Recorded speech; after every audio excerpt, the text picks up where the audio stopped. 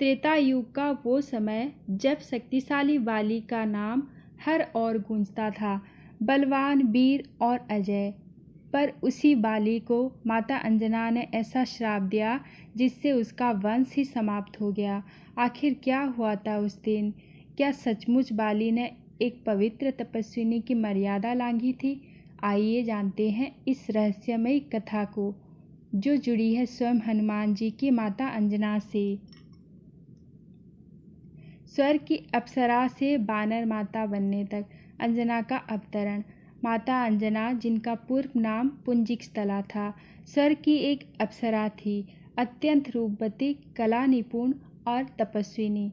देवताओं के दरबार में उनका मान था, किंतु एक दिन उन्होंने मुनि दुर्वासा की साधना में विघ्न डाल दिया। क्रोधित होकर मुनि ने उन्हें श्राप दिया, अप्सरा, तू अब एक वानरी रूप में पृथ्वी पर जन्म लेगी।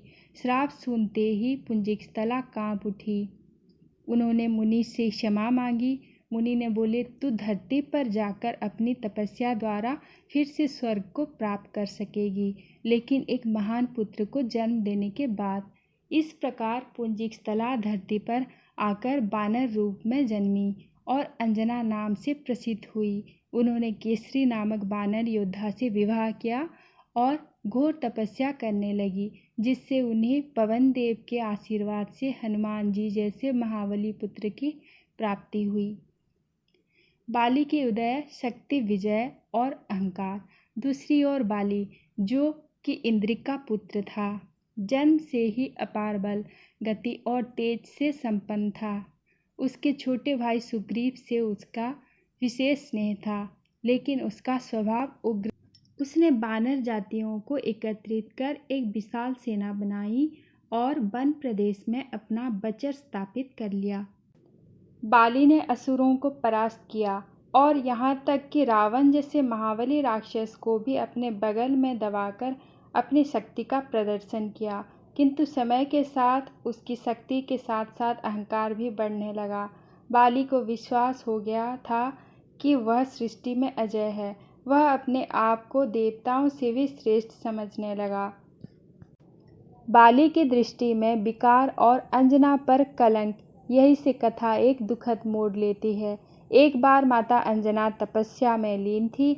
हनुमान उस समय छोटे थे और वन में खेल रहे थे। अंजना का तेज, उनकी साधना और दिव्य आभा बाली को आकर्षित करने लगी। उसने अपने भीतर एक विकार आने दिया। एक दिन जब अंजना ध्यान में मग्न थी, बाली वहां आया। उसने अपमानजनक व्यवहार किया। उसने माता अंजना को तपस्विनी की बजाय रूपवती नारी के रूप में देखा और उनके प्रति अशोभनीय शब्दों का प्रयोग किया। माता अंजना ने जब नेत्र खोले और बाली की दृष्टि और शब्दों को सुना, तब उनका हृदय क्रोध और पीड़ा से भर गया। वह कोई साधारण बानरी नहीं थी, वे अप्सरा थी और उन्होंने कठिन तप करके हनुमान जैसे पुत्र को पाया था। उनका मान, उनकी मर्यादा और उनकी साधना पर बाली ने अपमानजनक आघात किया था। माता अंजना ने क्रोधित होकर अपने तपोबल से बाली को रोका। बाली कुछ भयभीत हुआ, लेकिन अपने अहंकारवश माफ़ी मांगने की जगह उसे तर्क करने लगा। माता अंजना ने तब अपने तपस्वी स्वर में कहा, हे बाली, तू बलवान हो सकता है, लेकिन तू अपने बल के मद में अंधा हो गया है। तूने एक तपस्विनी स्त्री की मर्यादा भंग करने का प्रयास किया है। यह अपराध न केवल मेरे प्रति बल्कि संपूर्ण नारीत्व के प्रति है। इसलिए मैं तुझे श्राप देती हूँ, तू निसंतान हो जाएगा, तेरा वंश आगे नहीं बढ़ेगा। श्राप सुनते ही बाली के चेहरे का रंग उड़ने लगा। उसने कहा, हे माता, मैं केवल आकर्षित हुआ था, कोई अपराध नहीं किया। माता बोली, मन की विकृति ही पाप है और जब वह विकृति आचरण बन जाए तब वह अपराध बन जाता है। मैं तुम्हें क्षमा नहीं कर सकती। बाली क्रोधित होकर वहाँ से चला गया, किंतु श्राप की पीड़ा उसके भीतर जलने लगी। हनुमान का बाल्यकाल और बाली का विरोध। हनुमान जब बड़े हुए तब उन्हें यह कथा ज्ञात हुई। उन्होंने माँ से पूछा, माँ, क्या बाली ने वास्तव में ऐसा किया? माता ने कहा, बेटा, क्षमा करना स्त्री की शक्ति होती है, पर जब मर्यादा का उल्लंघन होता है तब श्राप देना ही धर्म होता है। हनुमान मन ही मन बाली के प्रति रुष्ट हो गए। यद्यपि बाली उनका मामा समान था, किंतु उन्होंने उसके व्यवहार को स्वीकार नहीं किया। इस कारणवश जब राम रावण युद्ध की तैयारी हो रही थी और सुग्रीव को राजा बनाना आवश्यक था, तब हनुमान ने राम से बाली वध की व्यवस्था की। भगवान राम ने भी बाली के अहंकार और उसके अनुचित कर्मों को देखकर उसकी मृत्यु का मार्ग प्रशस्त किया। श्राप का परिणाम बाली का निस्तार और उत्तराधिकारी का न होना।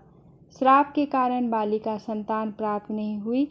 यद्यपि कुछ लोक कथाओं में अंगद को उसका पुत्र बताया गया है, लेकिन वेदों और कई पुराणों में यह स्पष्ट है कि अंगद बाली का दंतक पुत्र था, जिसे उसने युद्ध कौशल सिखाया और सुग्रीव को पुत्र के रूप में स्वीकारने को कहा।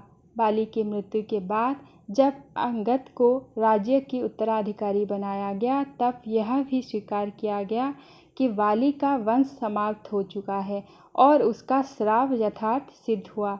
माता अंजना ने बाली को श्राप देकर एक मिसाल कायम की कि एक नारी, विशेषकर एक माँ और तपस्विनी, जब अपमानित होती है तो उसका क्रोध सृष्टि की धारा मोड़ सकती है। और यही कारण था कि बाली, जो देवपुत्र था, जिसके पास वरदानों का खजाना था, वह भी मातृत्व के फल से वंचित हो गया।